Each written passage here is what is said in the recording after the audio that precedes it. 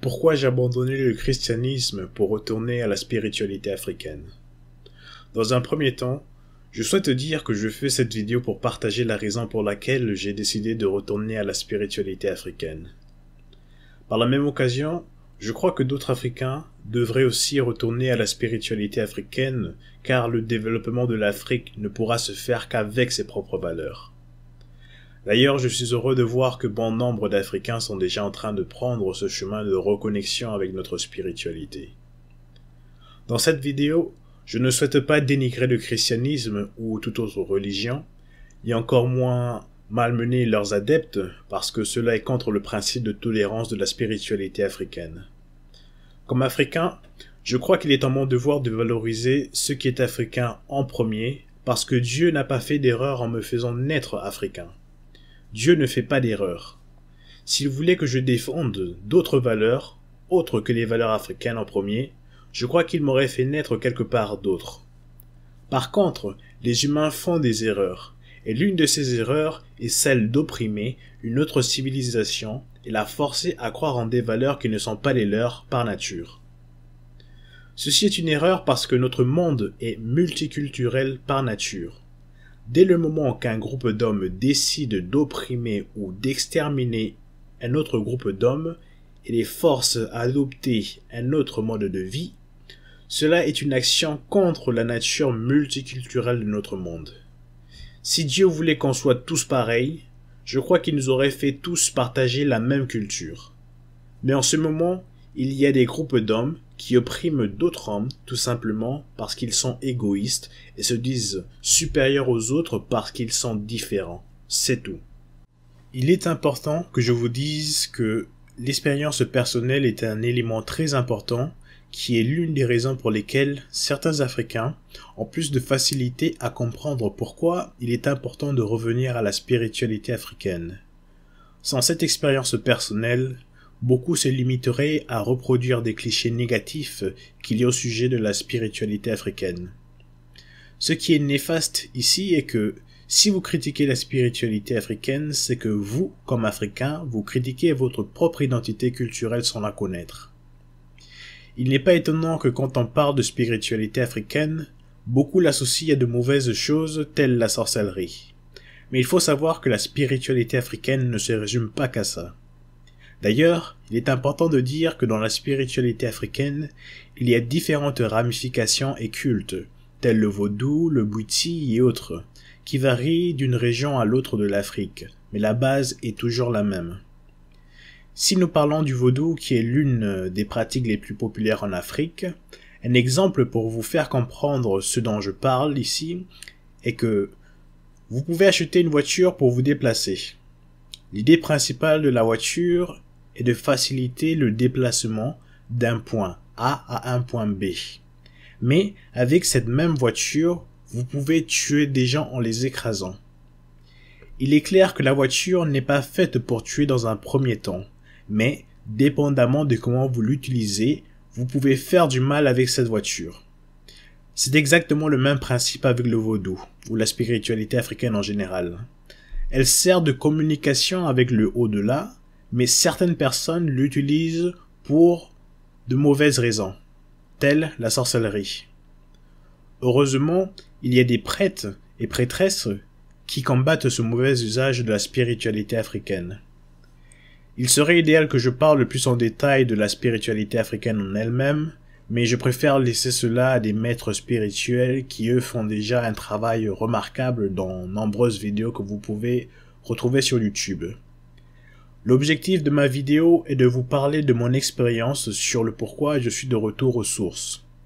Pour cela, dans un premier temps, je vais parler de Noël, ensuite de l'Église catholique, et pour finir, je vais parler de notre monde multiculturel. Au sujet de Noël, comme étudiant universitaire, j'ai dû faire des recherches pour différents travaux, et c'est justement en recherchant les origines de Noël que j'ai pris connaissance de cette invention. Pourquoi fêtons-nous Noël en Afrique? La réponse est simple et claire. Nous fêtons Noël parce que c'est une fête chrétienne issue de la colonisation. Comme vous pourrez le découvrir si vous faites des recherches, Noël est en réalité une fête païenne appelée Saturnalia ou Saturnale qui n'a rien à voir avec le christianisme. L'Église catholique a décidé de faire naître Jésus le 25 décembre à cause du solstice d'hiver et parce que c'était une période de fête pour les païens qui fêtaient les Saturnales. Donc, pour intégrer les païens dans le christianisme, il fallait créer un facteur commun qui est dans ce cas la création de Noël et la naissance de Jésus à cette époque. Certains me diront aussi que c'est la date de naissance d'autres divinités telles qu'Horus de l'Égypte antique, et on pourrait bien se demander si tout ça est une coïncidence. Aujourd'hui, Noël aux États-Unis est surtout une fête liée à la culture de consommation, qui est le fruit du capitalisme. D'ailleurs, aux États-Unis, en particulier à Boston, il était illégal de célébrer Noël dans les années 1600. Bien évidemment, avec le développement du capitalisme, cela a changé. Et aujourd'hui, beaucoup de fêtes telles Thanksgiving, suivies du Black Friday, aident à promouvoir la culture de consommation qui est la base du capitalisme. Donc, si nous repartons en Afrique, tout ceci revient à dire que si les Européens n'avaient pas colonisé l'Afrique, nous ne serions pas en train de fêter Noël. Noël ne fait pas partie des traditions africaines, et cela est évident. Une simple preuve sont les chansons de Noël, qui parlent surtout de périodes froides, la neige, et décrivent en général un environnement qui n'est pas africain. Personnellement, j'ai fait l'expérience d'assister à une célébration de Noël au Canada, et je me suis senti totalement exclu, car rien ne faisait référence à l'Afrique. Mais pourtant, chaque année, des millions d'Africains se donnent du mal pour célébrer cet événement qui ne les représente pas. Aujourd'hui, le simple fait de fêter Noël est une façon de fêter la colonisation de nos pays.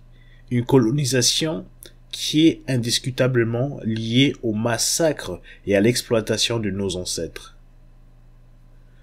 Pour faire la transition vers le sujet de l'Église catholique, il y a un adage qui dit « Quand les Blancs sont arrivés en Afrique, ils avaient la Bible et nous la terre. Ils nous ont appris à prier les yeux fermés. Quand nous les avons rouverts, nous avions la Bible et eux la terre. » Fin de citation. Cet adage en dit long car, aujourd'hui, l'Afrique se fait toujours piller de ses richesses. Et les gens partent à l'église chaque dimanche comme si leur soi-disant Jésus ne voyait pas les injustices commises contre les Africains. Ici on pourrait se demander, est-ce que Jésus ou Dieu est injuste? Vu qu'un peuple profite de la souffrance de d'autres, siècle après siècle, et on se demande, que fait l'Église catholique? La réponse est simple. L'Église catholique n'a que faire des souffrances de l'Afrique, et cela est clair depuis sa création. Nombreux événements se passent en Afrique, et on ne voit aucun signe de préoccupation de l'Église catholique. Je ne compte même plus le nombre d'attentats en Afrique, mais seuls les Africains rendent hommage à leurs frères et sœurs.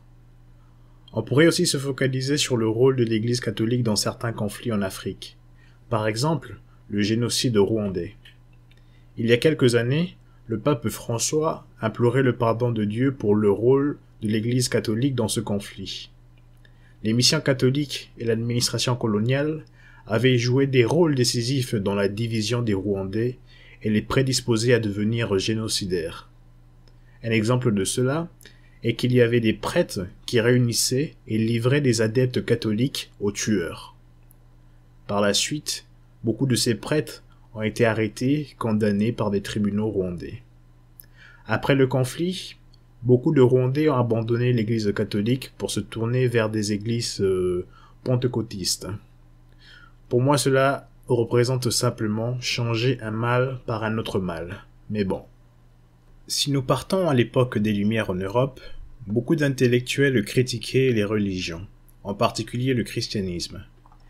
C'est à cette époque que l'Église catholique a commencé à perdre son influence au niveau de la direction de certains royaumes européens, car avant cette époque, le clergé et les rois dirigeaient les royaumes main dans la main. Mais avec la montée des Lumières en force, on commencera à parler de l'anticléricalisme, qui est une idéologie qui refuse ou critique toute forme de présence ou d'ingérence du clergé dans l'organisation de la vie publique. Ici, je vous conseille de faire plus de recherches à ce niveau et pas simplement croire ce que je vous dis. À la fin, vous-même vous jugerez. Il existe un débat sur l'approbation de l'esclavage par l'Église catholique, notamment sous le pape Nicolas V. Beaucoup diront que oui, mais l'Église a par la suite condamné l'esclavage, mais je vous en prie, ne soyons pas bêtes ici. On parle souvent de 400 ans d'esclavage et pendant tout ce temps, que faisait l'Église catholique pour mettre fin à cela? Il ne faut pas oublier le fait que le Vatican, quartier général de l'Église catholique, était aussi un empire qui faisait la guerre pour des richesses et des territoires. Plus tard en Afrique, l'Église catholique envoyait des missionnaires pour convertir les Africains et combattre la montée du protestantisme et de l'islam sur le continent. Ce qui est alarmant ici est que l'Église catholique était tellement décidée à convertir les Africains que ceux qui refusaient d'y adhérer finissaient par être marginalisés. Dans certains pays africains, l'Église catholique était tellement influente qu'elle pouvait priver de nationalité ou autres privilèges aux Africains dans leur propre pays. Donc en gros, l'Église catholique ne se limitait pas qu'à convertir les gens, mais elle cherchait aussi d'autres intérêts, voire même économiques, telle une puissance coloniale à elle seule. Aujourd'hui, il ne faut pas ignorer le fait que l'Église catholique est chargée de scandales de pédophilie et autres. Est-ce que c'est Dieu aussi qui approuve cela? Aujourd'hui, des millions d'Africains sont chrétiens, et bien que cela ne soit pas le critère d'élection des papes, mais jusqu'à aujourd'hui, avez-vous entendu parler d'un pape noir, africain? Personnellement, je n'en connais pas un seul. En analysant tout ça, on se rend compte de l'aliénation de beaucoup d'Africains qui n'osent même pas remettre en question tous ces éléments. Après, je les comprends un peu parce que moi aussi, quand je me considérais chrétien, j'avais peur de ne pas croire en Jésus et remettre certaines choses en question, parce que je me disais que Dieu allait me punir, mais l'expérience et ma capacité à analyser les choses ont fini par me libérer de ces craintes, et aujourd'hui, je peux le dire avec confidence que les enseignements du christianisme ne sont que des contes pour les Africains. Pourquoi un Africain devrait quitter son environnement pour aller apprendre qui est Dieu ailleurs, alors que Dieu est partout? Ceci m'emmène à partager une citation d'un grand maître du vaudou qui s'appelle David Kofi Asa, qui disait lors d'un débat que pour nous Africains, quitter sa religion ou sa spiritualité fondamentale pour aller vers une autre religion, c'est une manière de dire à Dieu qu'il s'est trompé en te faisant naître dans cette religion. Dieu sait pourquoi, si vous deviez être musulman, il vous aurait fait naître en Arabie Saoudite, en Jordanie ou autre.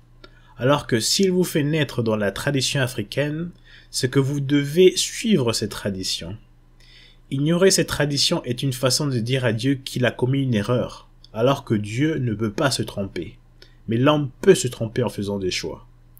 Le seul acte dont nous n'avons pas l'option de signer est la naissance et la mort. Cela veut dire qu'à notre naissance, nous sommes nés dans une certitude, donc dans une spiritualité ou religion. Fin de citation. Personnellement, je partage de tout cœur ce message, car les autres peuples ont compris cela. Les gens du Moyen-Orient ont leur religion et n'autorisent même pas la pratique d'autres religions publiquement, et décident même de ne pas autoriser à construire des églises dans certains pays chez eux. Alors qu'en Afrique, terre de colonisation, chacun vient faire ce qu'il veut.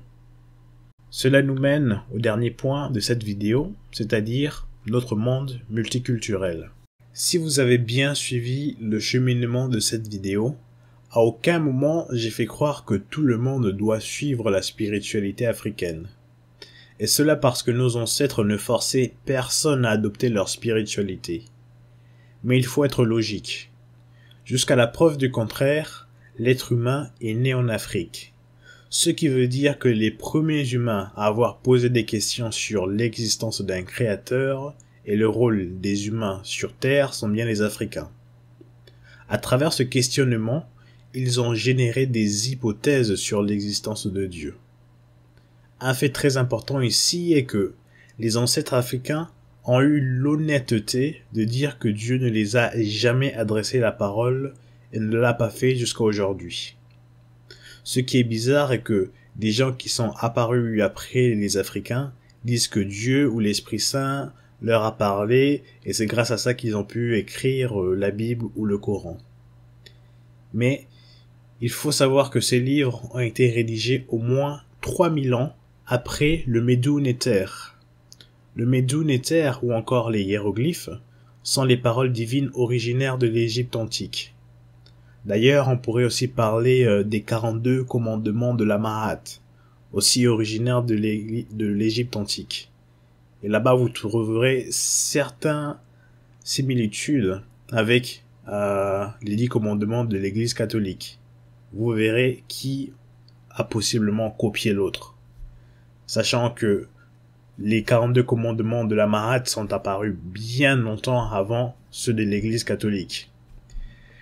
Après, il faut aussi dire que le christianisme est soupçonné d'être une imitation des enseignements de l'Égypte antique, avec le culte d'Osiris, Isis étant la Vierge Marie et Jésus étant Horus.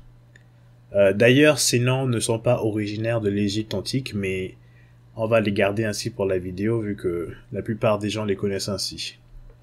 Maintenant, parlons des différentes cultures du monde. Notre monde est composé de différentes cultures, et chacune de ces cultures interprétait Dieu à sa façon, avec des éléments qui correspondaient à leur environnement. Les Inuits au Canada, ou autres peuples de cette région, étaient qualifiés d'animistes, et croyaient aux esprits. Ils pratiquaient le chamanisme, qui est une pratique centrée sur la médiation entre les humains et différents esprits de la nature. Ces esprits pouvaient aider les humains dans des activités quotidiennes telles que la chasse ou la pêche, qui étaient leur principale source d'alimentation. Dans le contexte africain, le vaudou est aussi qualifié de chamanisme. Donc, on voit bien les similitudes entre certains peuples qui sont connectés à la nature. En Amérique latine, il y avait des religions et esprits de tout genre. Et dans nombreuses religions, il était considéré que l'être humain avait 2 âmes. Une âme divine qui permettait aux humains d'être intelligents et une âme animale. Avec le temps, beaucoup de ces religions ont disparu. Et d'autres se sont mélangées avec des religions comme le christianisme. Les peuples mayas, eux, considéraient que toute chose avait un esprit, et ils avaient différents dieux qui avaient différentes personnalités. En Inde, la plupart des gens pratiquaient ou pratiquent encore depuis des siècles l'hindouisme et le bouddhisme qui jusqu'à aujourd'hui existent. Au Japon, beaucoup de gens pratiquent aussi le bouddhisme ou encore le shintoïsme qui est en relation avec nombreuses traditions ancestrales japonaises. En Chine, beaucoup de gens pratiquent aussi le bouddhisme, mais la plupart des gens pratiquent des religions locales. On pourrait passer toute la soirée à compter les différentes religions dans le monde, mais il y en a tellement que c'est presque impossible de toutes les lister. Ce qui est important à savoir ici est que chaque culture conçoit Dieu d'après ses réalités. Vu le nombre de religions, je crois que c'est incorrect de croire que le christianisme ou l'islam soient des religions que tout le monde devrait adopter. Et cela surtout que ces religions ont été imposées dans différents pays avec la colonisation, des guerres, des génocides et beaucoup plus. Limite, on pourrait se demander si c'est la loi du plus fort. Est-ce que le fait que les chrétiens ou les musulmans étaient mieux armés veut dire qu'ils avaient une meilleure religion? Je ne crois pas. D'ailleurs, on pourrait comparer cela aux États-Unis, qui sont en train de menacer d'autres pays aux Nations Unies, leur faisant savoir que les pays qui ne partagent pas la même vision qu'eux vont payer les conséquences. Et comme les États-Unis sont forts, beaucoup de pays n'osent pas les contredire, mais les États-Unis mènent nombreuses guerres illégales dans le monde, mais est-ce que le fait d'être fort leur donne raison à faire toutes ces guerres? Non, je ne crois pas. L'Afrique a été colonisée par différents empires. Mais est-ce que cela veut dire que les Africains doivent automatiquement adopter leur religion? Non. D'ailleurs, en Afrique, on ne parle pas de religion, on parle surtout de spiritualité africaine. Parce que la religion est créée par l'homme, alors que la spiritualité fait partie de l'homme. En Afrique, on considère que les hommes et tous les éléments de la nature possèdent une énergie vitale ou des vibrations. L'homme africain est très sensible à ces vibrations. Voilà pourquoi il a été qualifié d'animiste. Dans ce sens, les ancêtres ont conclu que toute chose dans la nature possède une partie de Dieu, vu que c'est lui le créateur de ce monde. Ce qui veut dire que Dieu est l'énergie créatrice, l'énergie pure, l'énergie vitale. Nos ancêtres disent n'avoir jamais vu Dieu et ne l'ont jamais entendu. Et que, en toute logique, même si Dieu voulait s'adresser aux humains, il parlerait d'abord aux Africains, parce que c'est eux les premiers sur Terre. C'est en analysant tous ces éléments que je me suis dit que le christianisme ne me correspond pas, alors qu'il y a une spiritualité africaine qui me correspond. Il y a tellement de choses qui se passent en Afrique, et c'est notre spiritualité qui est en accord avec ces événements et non le christianisme ou autre. Que ce soit sur des règles de vie, des enseignements, nos traditions, c'est la spiritualité africaine qui est en accord avec nos réalités, et nos ancêtres l'ont toujours souligné. La spiritualité africaine est riche en tout genre. Il suffit d'avoir un minimum de connaissances à son sujet pour se rendre compte de cela. Dans cette vidéo, je n'ai pas beaucoup parlé de la spiritualité africaine en elle-même, mais pour les intéressés, je peux vous dire qu'elle est fascinante. Il y a beaucoup de choses à apprendre. Après, comme vous pourrez le savoir, il y a des enseignements qui sont destinés qu'aux initiés. Donc tout le monde ne peut pas avoir accès à toutes ces informations. Pour finir, je vais partager une citation du grand Dumbi Fakoli qui disait « Sans libération spirituelle et culturelle, jamais l'Afrique ne sera libérée. L'Afrique ne peut pas être libre en étant musulmane, en étant chrétienne, en étant juif, en étant tout sauf elle-même. Ce n'est pas possible. »